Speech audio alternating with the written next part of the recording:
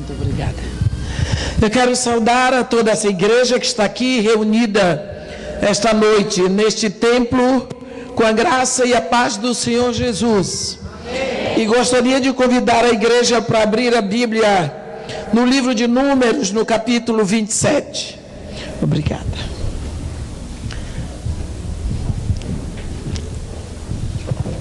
Números, capítulo 27.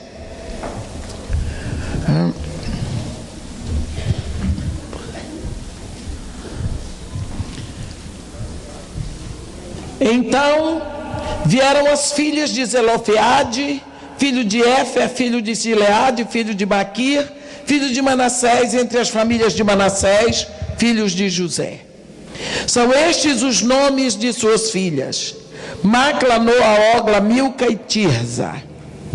Apresentaram-se diante de Moisés e diante de Eleazar, o sacerdote, e diante dos príncipes e diante de todo o povo, à porta da tenda da congregação, dizendo: Nosso pai morreu no deserto e não estava entre os que se juntaram contra o Senhor no grupo de Corá, mas morreu no seu próprio pecado e não teve filhos. Por que se tiraria o nome de nosso pai do meio da sua família, porquanto não teve filhos? Dá-nos possessão entre os irmãos de nosso pai. Moisés levou a causa delas perante o Senhor. Disse o Senhor a Moisés: As filhas de Zelofeade falam o que é justo.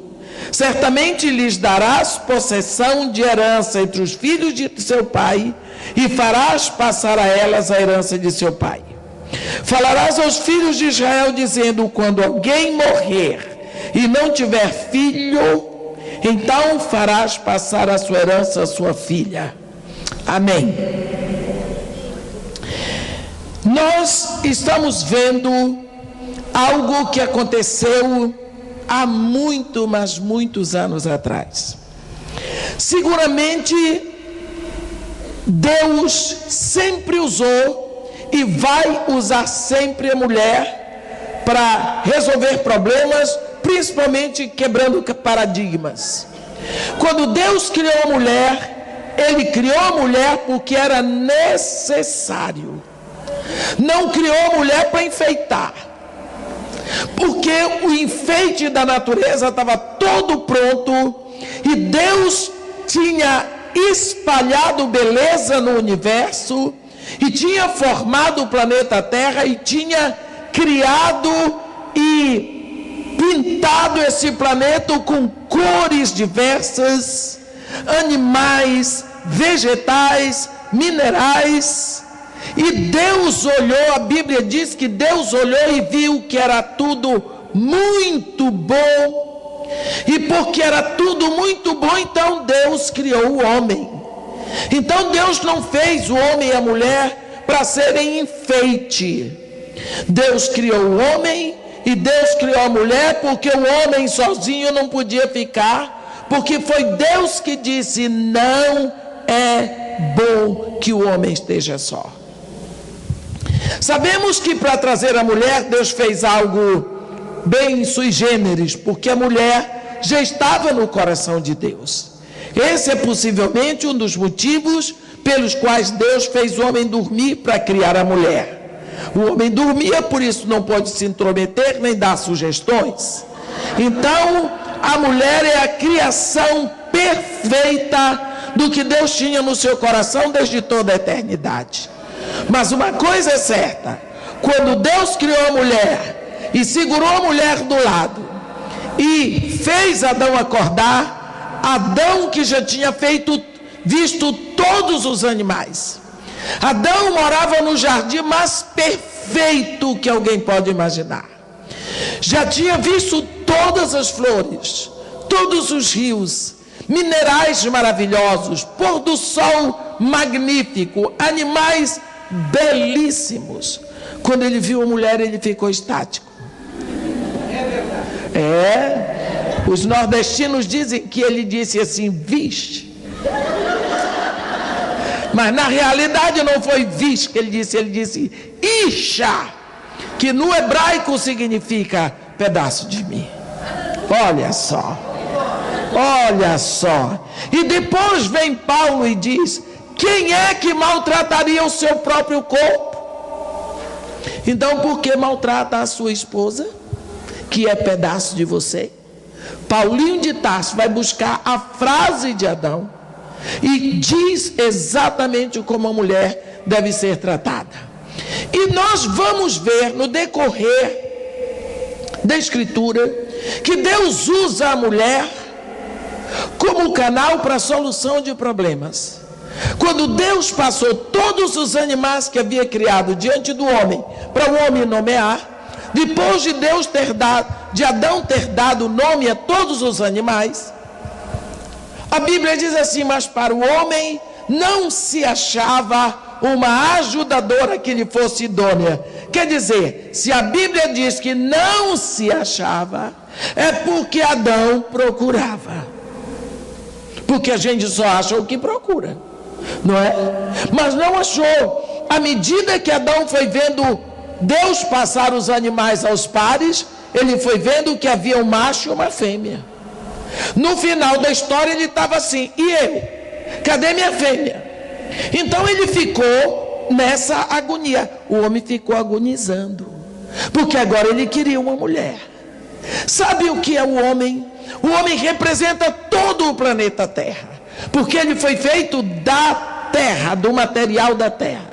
E quando Adão começou a gemer, porque ele queria uma ajudadora que lhe fosse idônea, representa toda a terra, todo o planeta, olhando para Deus solucionar. Aí Deus olhou, já que tem uma intervenção dessa, tem uma intercessão da terra toda, Deus então diz o primeiro não da Bíblia: não é bom que o homem esteja só. Far-lhe-emos uma ajudadora que lhe seja idônea. E por isso que Deus faz a mulher. E quando Deus faz a mulher, Deus traz a esse planeta a possibilidade da população na terra. Deus traz a possibilidade de tudo que Ele pode fazer através da mulher. E como Deus vai usar a mulher quebrando paradigmas, mudando coisas, nós estamos vendo a situação aqui das filhas de Zelofeade. Até essa época, eles estavam no deserto. Deus já havia tirado Israel do Egito. E agora, quando vão distribuir as terras, elas se veem numa situação muito difícil, porque mulher não contava como herdeira. Deixa eu dizer para vocês, morei no Iraque 3 anos e 6 meses no Kuwait. Lá, se você tem, digamos, 3 filhos e 2 filhas, perguntam para você quantos filhos você tem, você diz 3. Você não menciona as filhas. Você pode ter 10 filhas, mas se lhe perguntar, e um filho, quantos filhos você tem? 1. Mulher não conta. Por quê? Mulher não podia herdar. Vocês lembram, pela lei do levirato, a lei de Deus, se o homem casava e ele morria sem deixar filhos, o irmão dele, ou o parente mais próximo dele, teria que se deitar com a viúva, para engravidar a viúva, para que o filho que nascesse, então, fosse tido por filho do que morreu, para herdar os bens do falecido, para poder então suprir as necessidades da viúva, porque a viúva não podia herdar, porque ela era mulher. Então mulher não tem herança. Que coisa, né? Não dá para nós imaginarmos que já aconteceu isso, mas aconteceu. Então, há quanto tempo isso aconteceu? Desde que existe o homem sobre a terra. Agora, tem 5 mulheres que começaram a pensar. E quando mulher começa a pensar, vai acontecer coisa. Vai acontecer tudo. Quando uma mulher disser para você assim, estou pensando, você diz, para. Porque vai acontecer uma coisa diferente. Porque você, mulher é diferente. E outra coisa, mulher não fica no meio termo. Mulher não tem o dom do meio termo. Ou ela 8 ou 80. Mulher não sabe ficar, ela pode fazer o que quiser, mas no meio termo ela mostra a cara. Ou ela se esconde ou ela mostra a cara, mas ela não fica na penumbra. Então é isso que vai acontecer. Estão distribuindo a terra. Elas conhecem a lei que existe. Nosso pai morreu. E agora quer dizer que nosso pai não vai ter herança? Não, porque ele morreu. Mas isso não está certo. O que vai ser de nós? Somos órfãos? Sem herança nenhuma? Sem terra? Sem direito? O que vai ser de nós? Todo mundo aqui tem terra. Porque meu pai não teve filho homem, então não tem direito? Elas começaram a pensar. Mas tem uma coisa que é muito interessante. É que elas começaram a pensar, mas elas não fizeram fofoca, elas não foram dizer na vizinha, elas não conclamaram as outras para fazer uma fofocaiada. Elas mantiveram tudo dentro de casa. Elas chegaram à conclusão. Uma das coisas mais difíceis e que cria problema em todo lugar e que cria problema na igreja é quando as mulheres começam a discordar. Existe uma igreja no Novo Testamento, a primeira igreja que surge na Europa, que é a igreja de Filipos, que vai ter uma confusão, uma igreja linda, uma igreja que começou no ministério de Paulo na casa de uma mulher. Eu só vou falar rapidinho. Quando Paulo, havia um grupo de mulheres que se reuniam perto do rio para orar. Aliás, elas não conheciam Jesus, mas elas iam lá para fazer a reza delas. Paulo estava por ali e o Espírito Santo constrangeu o espírito de Paulo para ir para lá, para aquela região da Macedônia. Passa na Macedônia, ele teve uma visão. E ajuda-nos. No dia de sábado, ele foi para um lugar de oração. Chegou lá e encontrou uma turma de mulheres. Ele pregou Jesus Cristo. Elas entregaram o coração a Jesus. E elas ali já foram batizadas. E quem liderava esse grupo era uma mulher. Era Lídia, da cidade de Tiátira. Ela era uma vendedora de púrpura, quer dizer, ela era uma mulher comerciante, ela era uma empresária, ela era uma mulher, eu não vou dizer sacoleira, eu vou dizer que ela era uma empresária que comprava roupa em Tiátira, púrpura e vinha para vender em Filipos. Ela se virava. Assim que ela foi batizada, ela convidou Paulo e a turma dele para irem se hospedar na casa dela, se eles achavam que ela era digna. Já foi nascer a primeira igreja na casa de Lídia. Essa igreja cresceu, abraçou o ministério de Paulo, porque esta visão, mulher tem visão maternal, mulher tem visão de proteção, mulher quer proteger, mulher quer amparar. Desculpe a expressão, mas mulher tem seios que amamentam, e não tem um só não, são dois. Eu acho bonito em Cantares, quando o rei, que é Jesus, diz: os teus dois seios, como cria gêmeas da mesma gazela que se apacenta entre os lírios. Mulher tem o dom de abrir a madre e produzir uma vida. A vida sai de dentro dela para fora. Mulher tem o dom de ter duas mamadeiras para que não falte alimento. Foi Deus que fez. Só que quando a mulher pega o bebê e traz ao seu seio, ele suga o leite que já foi o sangue dela. E na Bíblia, o sangue é vida, a vida está no sangue. Então é isso que Deus, é assim que Deus fez a mulher, para ela amamentar, para ela alimentar com a vida dela, com o sangue dela transformado em leite. Então, quando Deus faz esse milagre no corpo de uma mulher, você imagina o que Ele preparou na sua alma. Lídia se entrega, Lídia convida, Lídia abre a sua casa, Lídia abre a intimidade da sua família e abraça o ministério de Paulo e da turma dele. Ora, você receber uma mulher dentro de casa é uma coisa, mas a receber o homem com toda a turma dele não é fácil, não. Porque homem, graças a Deus, é homem. Não é não? Porque homem é diferente. E é tão bom que seja diferente, não é? Agora, e por causa disso, essa igreja abraça o trabalho missionário e começa a suprir Paulo, a suprir o ministério de Paulo. Existe um momento em que Paulo está em Roma preso, e vem um enviado de Filipos, desta igreja da casa de Lídia, levar oferta missionária para Paulo. E chega lá, ele conta tudo o que está acontecendo.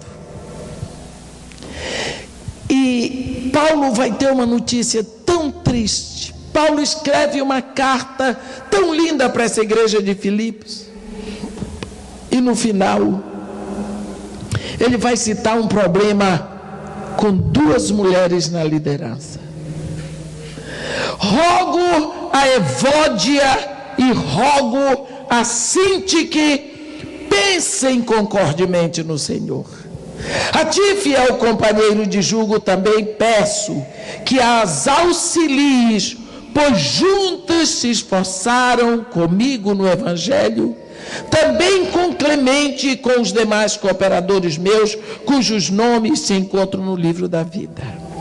Você veja, 2 mulheres da liderança da igreja, Evódia e Sintique, que trabalharam tanto com Paulo na liderança, na fundação daquela igreja, na propagação do Evangelho, não é?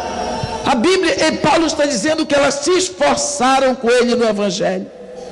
Ele está pedindo a Clemente, ajuda-as, porque elas estão fazendo uma confusão na liderança, elas estão separadas, elas estão brigando entre si.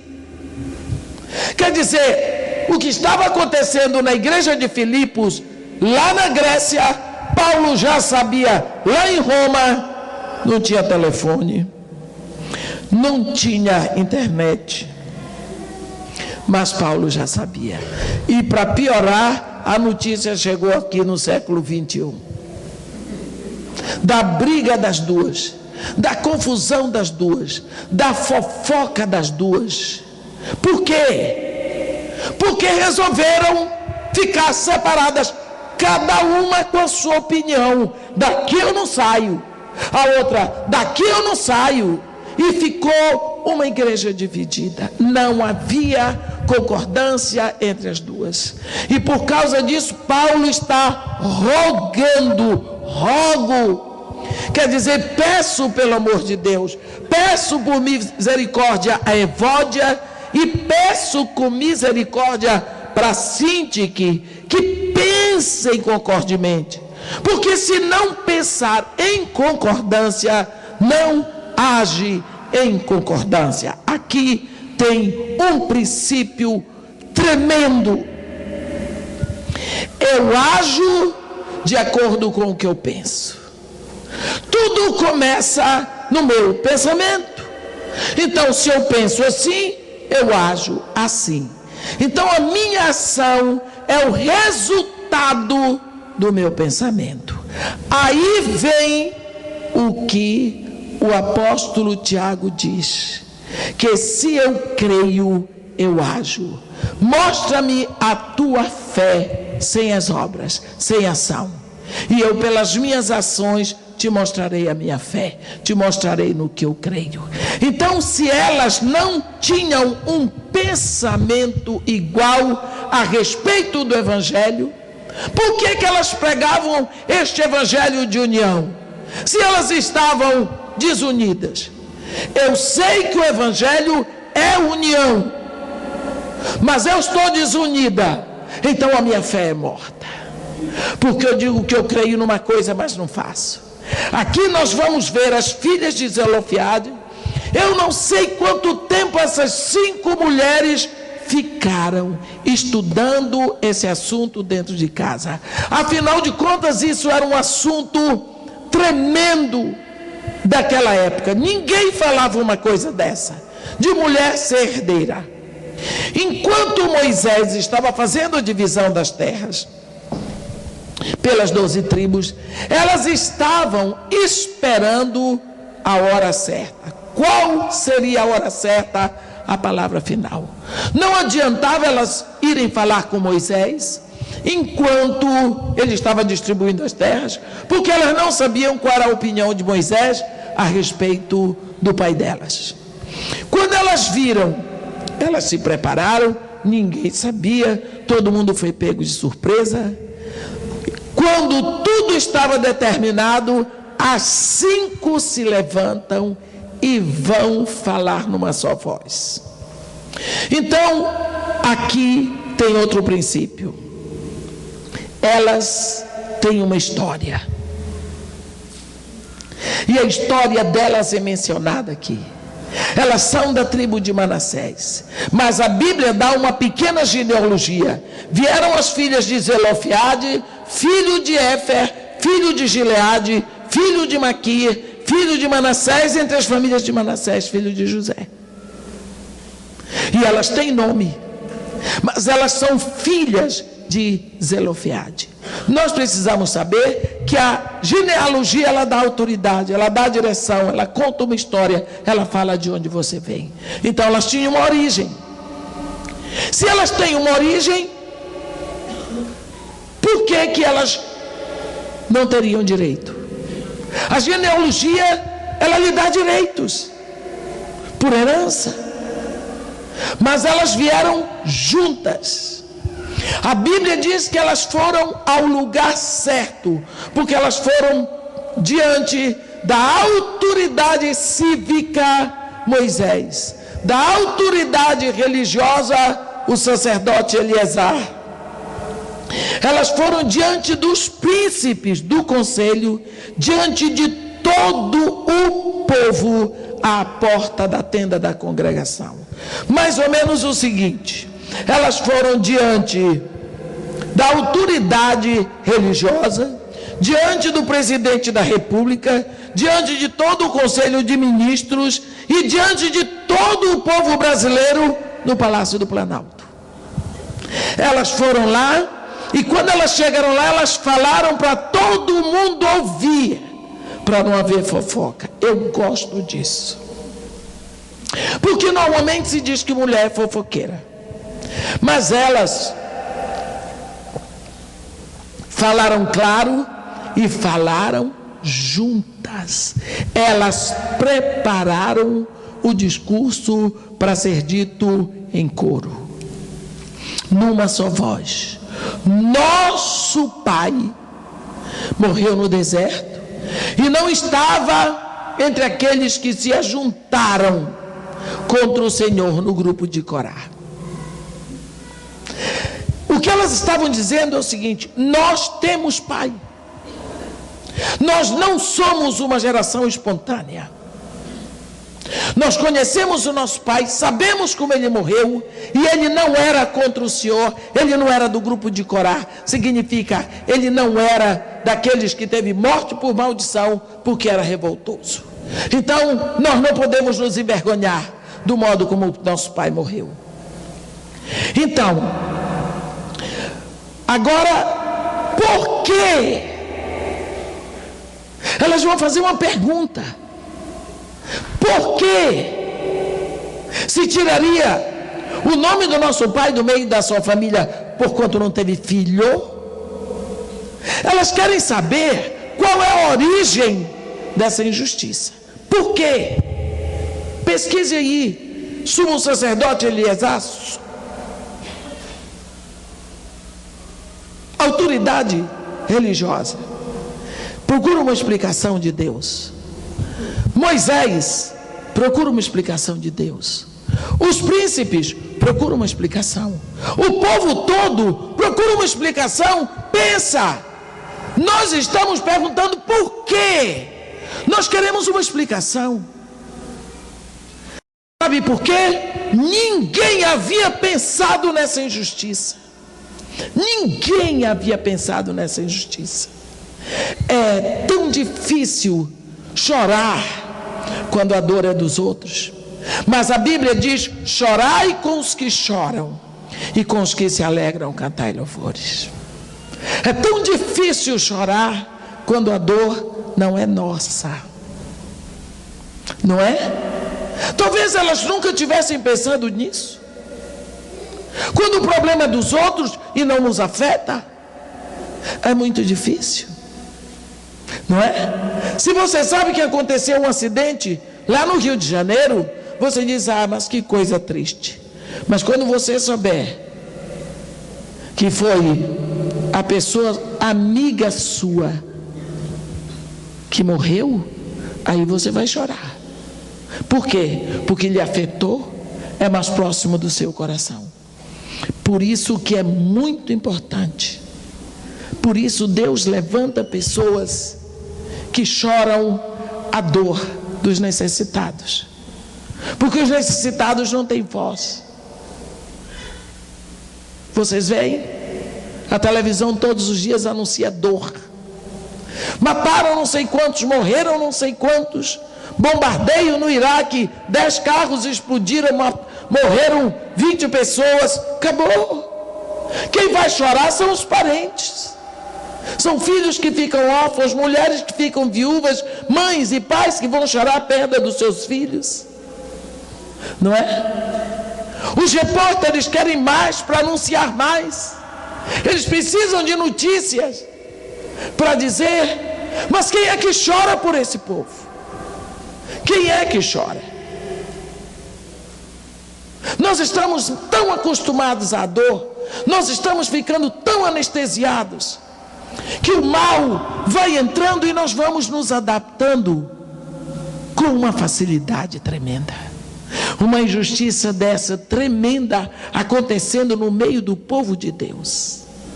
E ninguém pensava, todo mundo repetia. Sabe, nós usamos recursos audiovisuais na didática.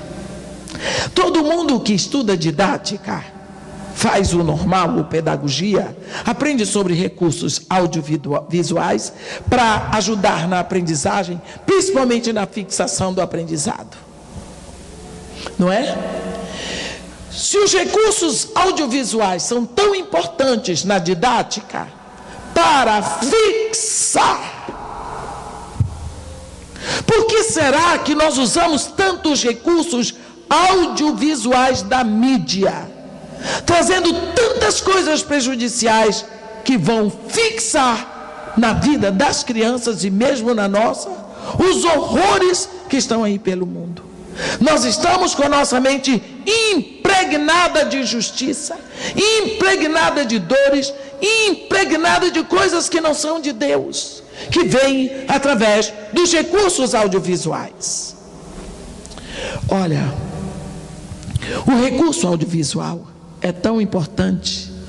Nós não sabemos o quanto tempo Eva e Adão estavam no jardim do Éden, com a árvore do fruto proibida no meio do jardim. Um dia o diabo foi lá e fez o quê? Propaganda. Um dia eu fui convidada para dar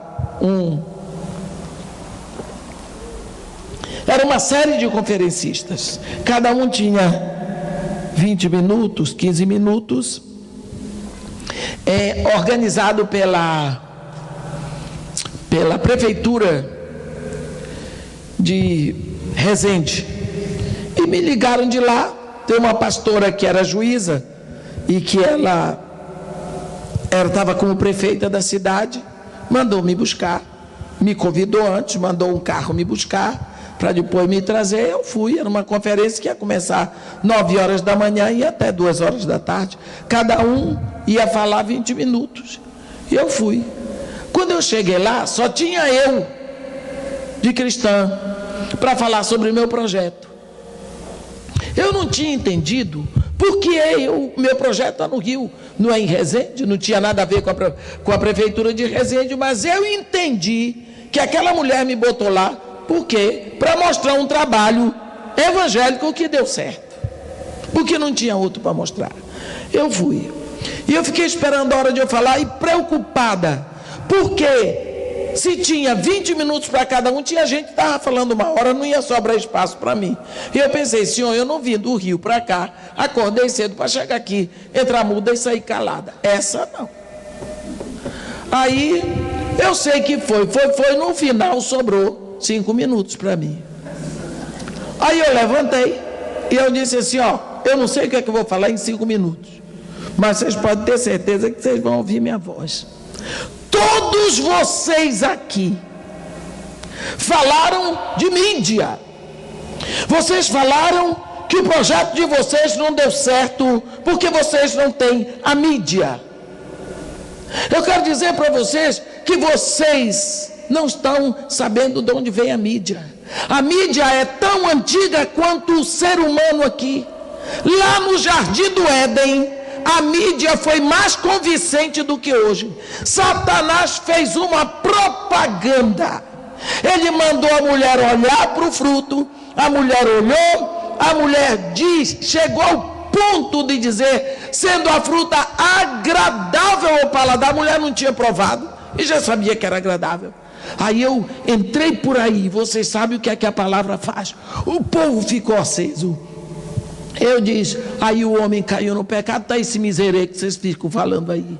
Mídia é coisa velha, parem de falar em mídia como se fosse uma coisa nova.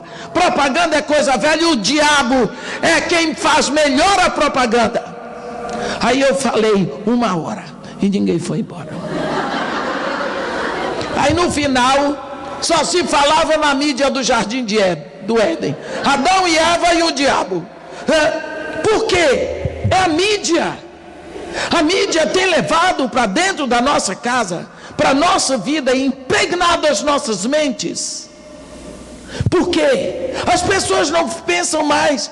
Quando as filhas de Zelofeade disseram, por que se tiraria o nome do nosso pai do meio das famílias de Israel? Só porque não teve filho. Todo mundo, nunca tinha pensado nisso. Levou o povo a pensar. Olha, bota uma panela de água no fogo. Quando ela estiver fervendo, assim, em ebulição mesmo, você joga uma rã viva dentro da água. A rã bate na água e pula, porque a água está fervendo.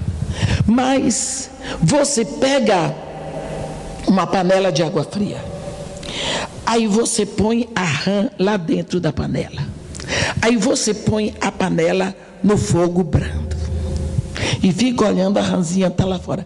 Você cozinha a rã até ela dissolver, se você quiser. A rã foi cozida sem pular, sem dar um cró, sabe por quê? Porque ela foi se adaptando ao calor. Isso se chama o método pelo qual nós estamos sendo cozidos hoje. Nós estamos sendo cozidos pelo gradualismo. Isso é gradualismo. O mal vai entrando na nossa casa, o mal vai nos ensinando que não é tão mal, o mal vai fazendo com que nos adaptemos a ele, e daqui a pouco nós estamos aceitando coisas que no início pareciam horríveis. Você vai encontrar pessoas dentro da igreja que estão, milhares e milhares e milhares, que estão fisgados no anzol da pornografia. E dizem, não deve ser tão ruim assim, afinal de contas todo mundo faz. Todo mundo é errado. Não é todo mundo que faz. Você que está adaptando sua mente carnal a lhe levar mais e mais para o inferno. Nós estamos fisgados no anzol das drogas, dos maus pensamentos, dos maus desejos. Nós estamos indo tão mal que nós não gostamos nem de ouvir falar sobre pecado. Por quê? Porque aquilo nos incomoda. Afinal de contas, eu não vim na igreja para ouvir falar sobre pecado. Eu vim para levar uma palavra boa. Uma palavra de ânimo. É para isso o evangelho, meu irmão. É para isso que o Filho de Deus derramou sangue na cruz. É para isso que você foi redimido, para se reunir e ouvir uma palavra de ânimo. Ora, vá procurar qualquer psicólogo. O evangelho é poder de Deus para a salvação de almas. Nós somos escolhidos para sermos santos. Nós precisamos saber. Por isso Paulo em Romanos 12 ele diz: rogo-vos, irmãos, pelas misericórdias de Deus. Se Paulinho de Tarso vivesse hoje, ele dizia: meus irmãos, eu peço a vocês, pelo amor de Deus, que vocês apresentem os seus corpos por sacrifício vivo, santo e agradável a Deus. Esse é o vosso culto racional, é o vosso culto lógico. Essa palavra que foi traduzida racional em Romanos 12, na carta dele, escrita em grego, a palavra que está lá é logikos. É o vosso culto lógico. Por quê? Se você é filho de Deus e você está adorando Deus Santo, que é seu Pai, esse é o culto certo. É você entregar o seu corpo como sacrifício vivo. No Antigo Testamento o sacrifício era morto, tinha que matar o animal. Santo, agradável a Deus. Não vos conformeis com este século. Se conformar não é aceitar, não, é andar conforme, no mesmo modo, igual. Não andem igual às coisas deste mundo que está por aí. Pelo contrário, sejam transfigurados pela renovação do seu modo de pensar e de agir. Só desse jeito vocês vão saber qual é a boa, perfeita e agradável vontade de Deus. Paulo já estava falando naquela época, na igreja do primeiro século. Nós estamos no século 21, que era para não se amoldar às coisas do mundo, o que está acontecendo lá fora. O que mais nós fazemos hoje? Qual é a cor da moda? É preto. Dezembro, todas as mulheres vestem preto. É preto lá para a Europa, que está na neve.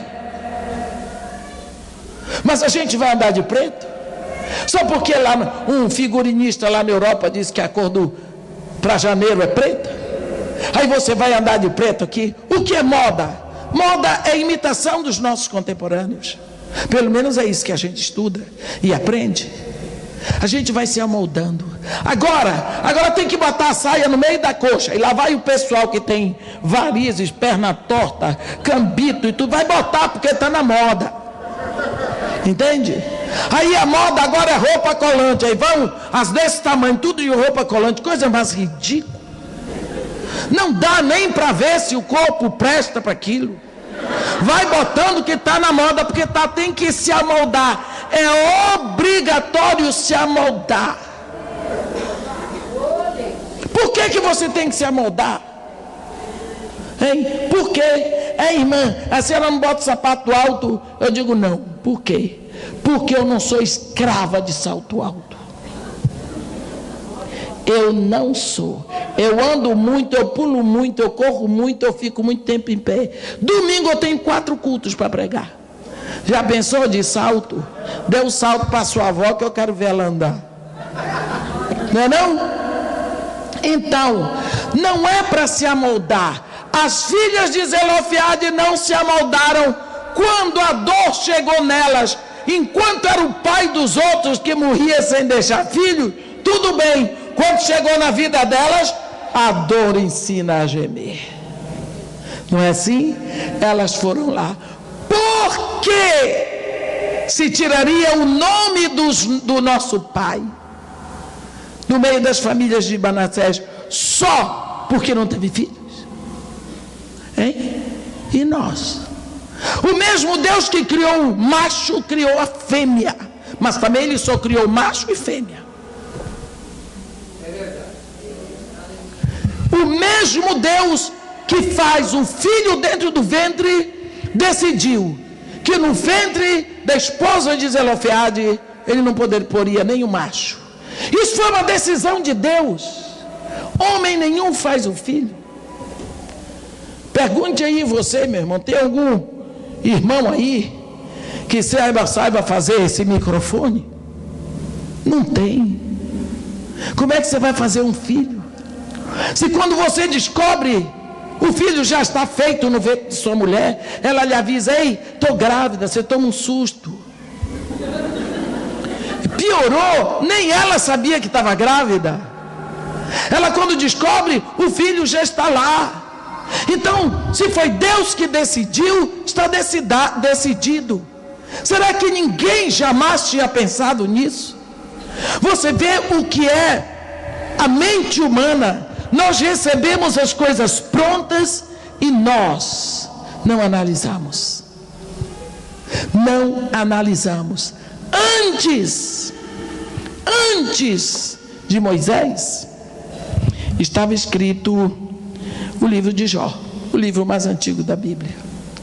E no capítulo, é um momento em que Jó cai naquela situação de perda, luto, perde todos os filhos, falência financeira, ele perde todos os bens, depois ele perde a saúde também, e começa aquela dor, e Jó começa a questionar. Jó começa a fazer pergunta para Deus. Se eu soubesse onde eu poderia achar, eu me chegaria ao seu tribunal. E aí ele começa a fazer pergunta, e vai embora fazendo pergunta. Chega no capítulo 38, Deus diz: chega, Jó, você já perguntou demais, vou virar a mesa com você. Agora eu vou perguntar e você vai responder. Quando Deus começa a perguntar, capítulo 38, você sabe, uma das coisas que eu acho mais lindas é que quando Deus começa a falar com Jó, ele não responde nenhuma pergunta que Jó fez. Eu acho ótimo. É Deus dizendo para ele: eu sou Deus. Deus não responde uma pergunta que ele fez. Eu acho isso ótimo.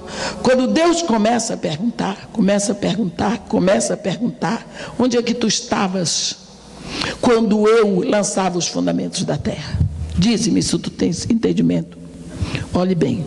Quando as estrelas da alva alegremente cantavam e rejubilavam todos os filhos de Deus. Segura essa. Antes que Deus fizesse a terra, as estrelas cantavam e nós rejubilávamos. Você é mais velho do que o mundo, meu irmão. Você é que não sabe.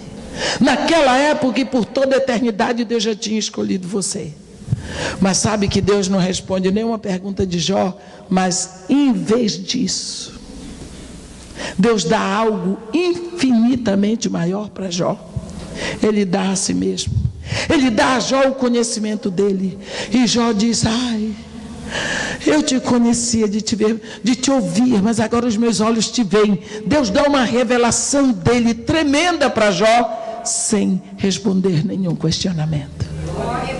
Em vez disso, Deus está dizendo para Jó: eu te amo tanto, mas as coisas secretas pertencem a mim, as reveladas pertencem a vocês. Deuteronômio 29, 29, porque Deus não se contradiz. O que eu quero dizer é que Deus é que traz o filho no ventre da mãe. Será que Moisés e sacerdote Eleazar e todos os príncipes e todo o povo nunca tinha pensado nisso?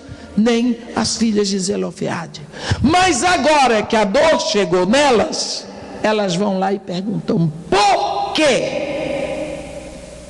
Olha, isso é uma coisa que você precisa se perguntar. Por que é que eu faço isso? Por quê?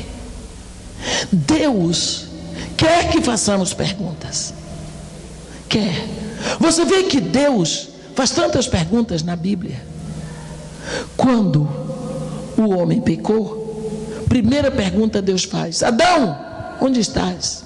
Não era o lugar onde ele estava, mas Deus queria saber: tu sabes onde tu foste parar, Adão? Por causa do pecado. Tu estás tão distante, tão distante, tão distante, que só através do corpo rasgado do meu filho tu podes encontrar o caminho de volta. Ele disse: ouvi a tua voz no jardim, porque estava nu, tive medo e me escondi. Como? Quem te fez saber que estavas nu? Quem foi que te disse? De onde veio esse conhecimento? Como você chegou a essa conclusão, Adão? Quem te fez saber? Desde quando? Eu te criei nu, tu e tua mulher, vocês sempre estiveram perto de mim, nunca tiveram vergonha. De uma hora para outra, quem foi que te disse? Como você chegou a essa conclusão? Adão não sabia, não quis pensar, passou a bola para a mulher. Foi a mulher que tu me deste, culpa dela e tua, porque ela porque fez isso, e o senhor porque me deu uma mulher dessa. Mais fácil. Até hoje a culpa é a mulher. Deus vira para Eva e diz: o que é isto que tu fizeste? Isso é forte, viu, mulher? Tem esse negocinho: eu fiz porque meu marido mandou. Tu fizeste. Se eu pratiquei sodomia porque meu marido disse que se eu não praticasse você ia de casa. Foi você que fez. Minha história com o seu marido é outra. Agora você é sodomita, porque você permitiu. Eu disse não, seu marido veio depois de sim, você obedeceu a ele, porque você confiou mais nele, na provisão dele, do que na minha. E assim vai. Deus faz perguntas, mas quando Deus faz pergunta, Ele quer que você pense. Olha aqui, quando elas perguntam por quê, se tiraria o nome do nosso pai no meio das famílias de Manassés. Por quê? Por quê? Por quê? Como foi que aconteceu isso? Desde quando nós fazemos isso? Hein? Quem foi que inventou essa história? Quem é o autor dessa lei? Quem foi que disse que mulher não pode herdar? De onde vem esse conhecimento? Você já perguntou por que o seu filho tem que aprender sobre homossexualismo na escola? Você já perguntou por quê? Ele não pode ouvir do Evangelho de Jesus, mas ele pode ter uma educação sexual que não é da conta dos professores, que é você que tem que dar em casa. Você já pensou por quê? Ou você não está se perguntando se está bebendo a água suja que vier? Deus vai requerer de você o filho que Ele botou no seu ventre. Ele entregou no seu corpo dentro, não foi pelo lado de fora, que você não é canguru. Ele não fez de você uma pessoa que bota um ovo para chocar. Ele criou dentro de você. Esse filho foi formado do seu sangue, do seu oxigênio, do seu cálcio e tudo mais que você tem. Pode ter uma simbiose maior, depois você entrega na mão dos outros para levarem seu filho para o inferno. Hein? Por quê? Mês passado, o meu neto chegou em casa com meu filho, e ele estava vestido com a roupa do judô. E eu disse: por que está com a roupa do judô? Porque vai ter campeonato de judô agora meio-dia. Mas chegou lá em casa, a fofoca estava boa, e ele disse: eu não quero mais ir para o judô, eu não vou mais para a competição. Eu disse: mas por que? Estava tudo pronto para ir. Ele pegou e disse: não vou não, porque não adianta eu ir, eu vou perder mesmo. Eu vou perder. Eu disse: como que vai perder? Já está derrotado assim. Só tem um menino para lutar comigo, e ele é gordo e sempre ele ganha, porque ele é muito pesado. Então eu vou para lá para perder? Não vou. Peguei isso para o meu filho: sente com o seu filho e vai ensinar para ele não crescer derrotado. Ele tem que aprender que competir é necessário, senão ele vai crescer uma pessoa que só vai para ganhar e vai começar a ter raiva dos outros. se ganharem dele. Ele tem que aprender que competição é competição. Você não pode tirar do seu filho a oportunidade de aprender isso hoje. Meu filho explicou para ele: está aqui minhas medalhas, fui campeão mundial, mas no meio dessas medalhas eu tive muitas perdas, eu perdi muitas vezes, com todo o esforço eu chorei, mas eu tenho. Convenceu o garoto. Aí ele disse: então eu vou, mas eu tinha que dar um jeito de hipnotizar aquele menino. Olha, não existe, criança é pecadora. Quando voltou de lá, chegou com a medalha, o pai dele, o menino ganhou a medalha. Eu disse: meu filho, parabéns. Ele disse: não me dê parabéns, não é justo. Eu disse: por quê? Ele disse: medalha deve ser para quem ganha. Eu perdi e me deram medalha a si mesmo, eu não quero essa medalha. Uma criança que estava com 6 anos pensa o que é justo. Por que é que nós não podemos pensar? Uma criança de 6 anos tem dentro dele uma consciência do que é reto. E nós? As filhas de Zelofeade fizeram uma pergunta. E quando elas fizeram uma pergunta, eu posso imaginar o silêncio, porque ninguém jamais tinha pensado.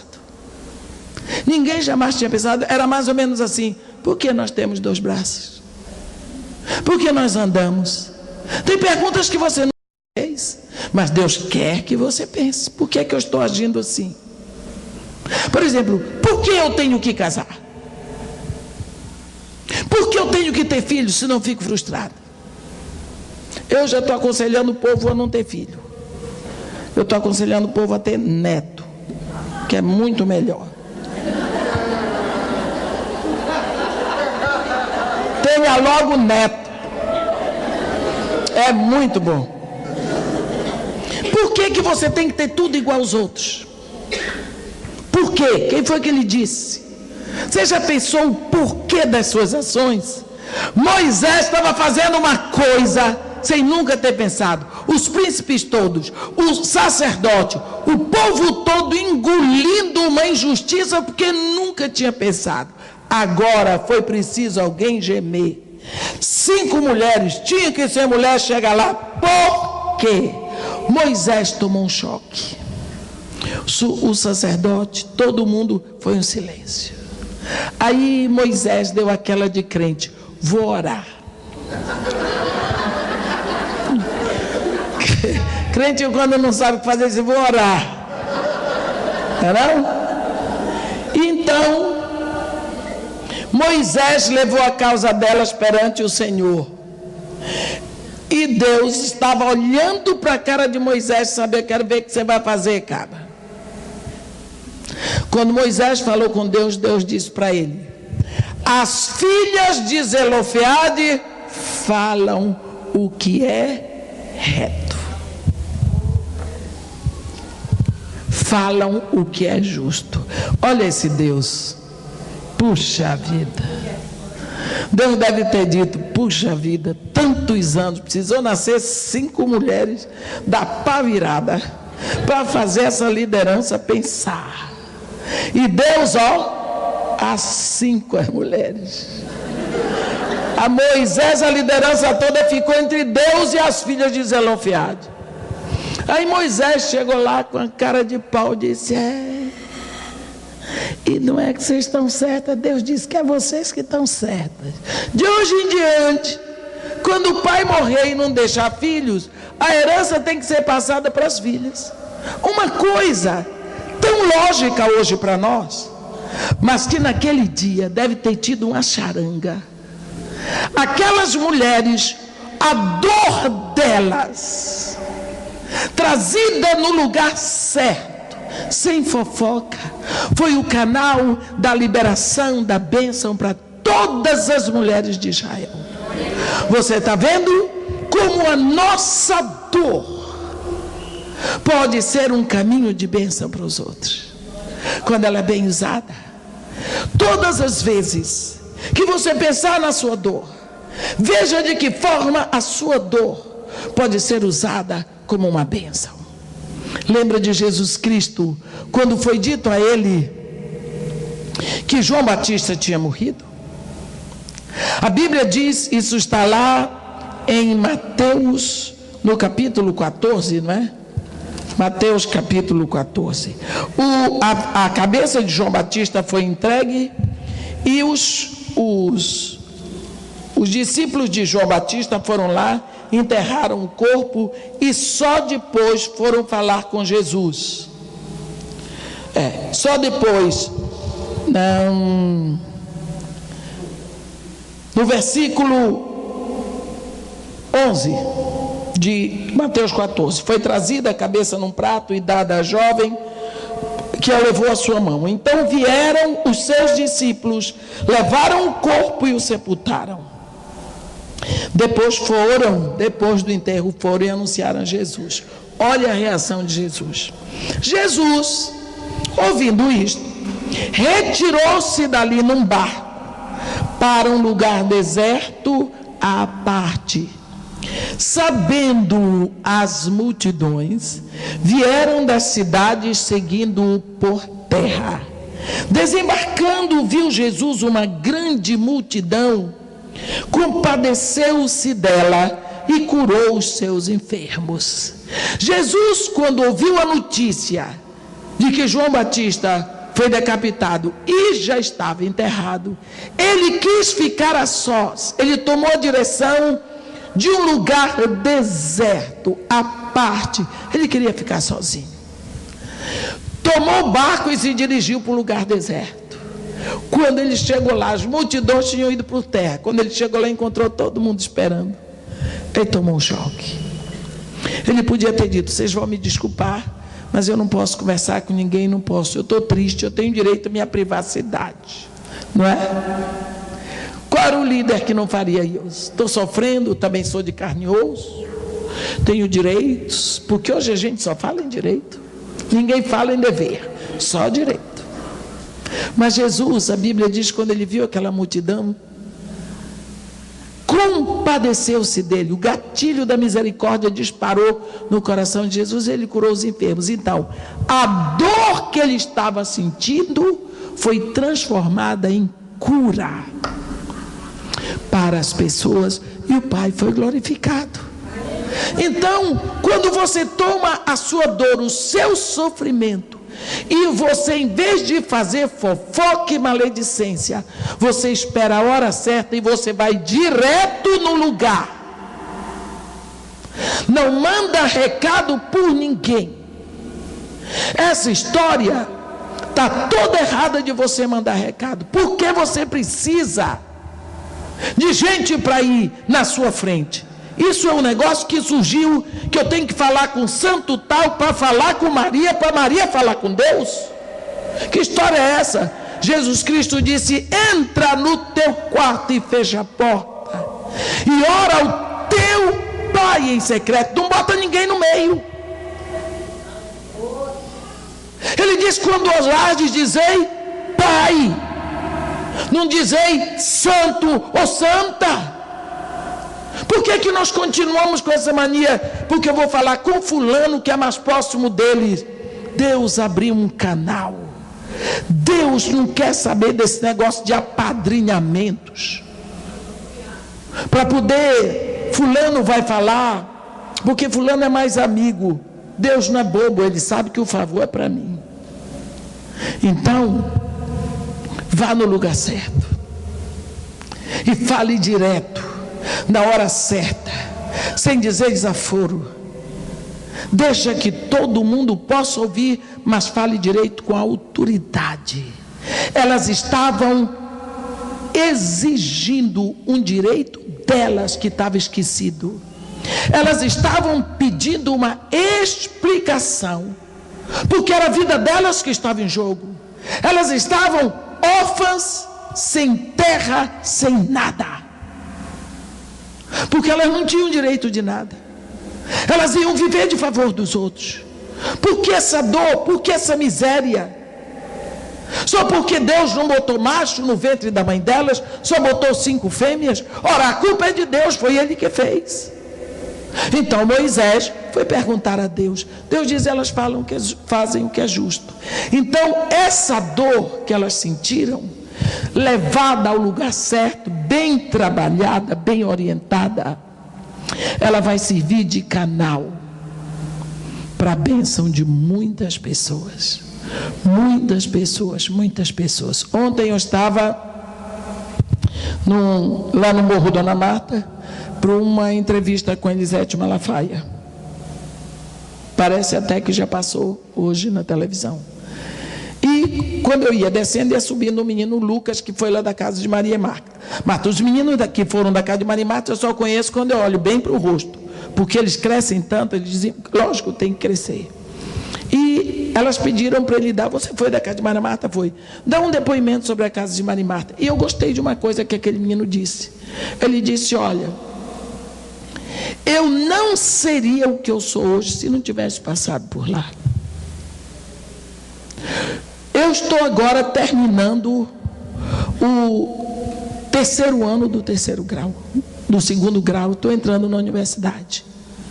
Mas até o fato de eu entrar na universidade, de eu pensar na universidade, eu devo à casa de Maria Marta. Porque antes de mim, ninguém aqui, nem o jovem, pensava em universidade. A partir da casa de Maria Marta, nós começamos a olhar para frente com possibilidades. Eu gostei disso. Sabe por quê? Porque quando eu subi o morro pela primeira vez, eu subi para plantar sonhos, para ensinar as crianças que estão lá, esmagadas, a olhar e ver que podem. E eu cansei de dizer, vocês são inteligentes, sadios, bem alimentados, vamos estudar. Para dizer a eles que eles podem, para dizer a eles que eles são bonitos, porque uma criança que nasce pobre de Maré de Si, dentro de uma favela, ela ouve dizer que ela é burra, que ela não dá para nada, dentro de casa. Aí chega lá fora, ela ouve dizer que ela é burra, que ela não vai dar para nada. Ela nasce e cresce ouvindo isso, ela não vai prestar para nada, tá? Mas a inteligência que Deus plantou está lá para fazer o que não presta. Então, se você abrir portas e dar possibilidade dessa criança crescer reto, ele começa a pensar. E quando ele começa a pensar, ele vira um perigo, porque ele começa a questionar. Olha a bênção que veio do fato de 5 mulheres no Israel daquela época questionarem. Nós hoje somos pessoas que bebemos um caldo sujo. A televisão manda o que quer para dentro da sua casa.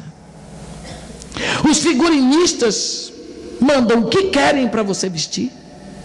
Você faz tudo o que eles mandam, sem pensar se é aquilo que você quer.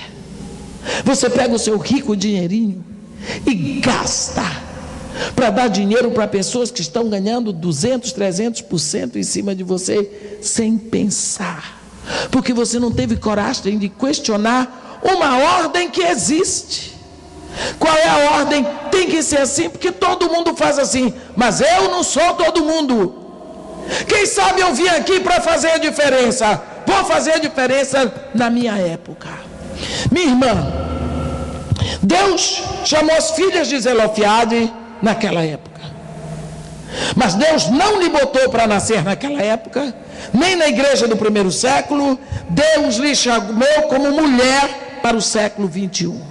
Deus lhe chamou como igreja para o século 21. Se você não fizer o que você tem que fazer agora, você não vai ter mais oportunidade. Portanto, é melhor que você faça a diferença hoje. Você veio aqui para a glória de Deus. Você tem que ser a melhor pessoa, como filha de Deus, como esposa, como filha, como irmã, como mãe, como mulher. Você tem que dar tudo o que você tem agora. Buscar de Deus um combustível imprescindível que se chama a alegria do Senhor, porque ela é o nosso combustível, ela é a nossa força. Questionar aquilo que pode trazer prejuízo para os seus filhos, para a sua casa, para a sua vida, porque a partir das filhas de Zelofiade, nenhuma mulher teve que se preocupar com isso. O que eu lhe desejo hoje é que você comece a pensar. Mas comece a pensar e buscar a verdade sem compartilhar com os outros para poder dar asas à fofoca. E quando você tiver alguma coisa para perguntar, vá no direito, diretamente à liderança. Não deixe que ninguém saiba primeiro, para o seu pastor saber quando você já chegou lá.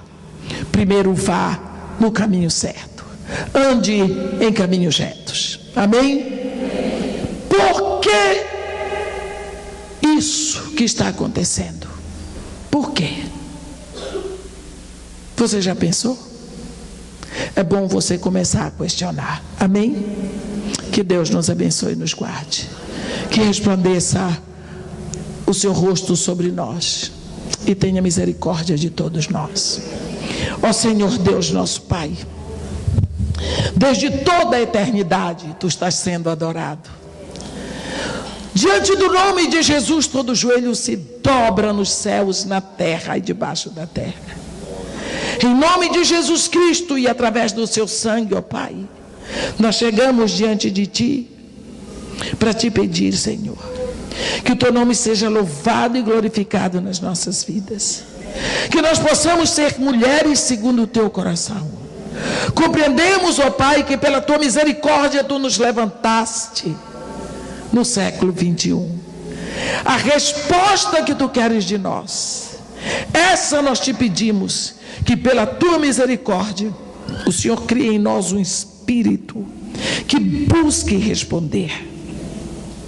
Nós pedimos, ó Pai, verdade, justiça, integridade nas nossas vidas, e que nós possamos viver para sermos excelentes em tudo como Tuas filhas, que nós possamos resplandecer a Tua glória, mulheres, sem mistura nenhuma com o mundo, porque o Senhor diz: se separares o precioso do vil, serás a minha boca. Então, para sermos a Tua boca aqui na terra, nós temos que eliminar aquilo que é vil, aquilo que é pecaminoso, aquilo que é mundano das nossas vidas, no nosso pensamento. Ensina-nos a lutar contra os maus pensamentos e os nossos desejos, porque, Senhor, para Ti deve ser toda a glória, toda a honra e todo o louvor. Entregamos nas Tuas mãos a nossa família, a nossa casa, a nossa igreja, e Te pedimos, ó Pai, resplandece o Teu rosto sobre nós e ser glorificado na Tua igreja. Isso é o que Te pedimos, em nome de Jesus. Amém.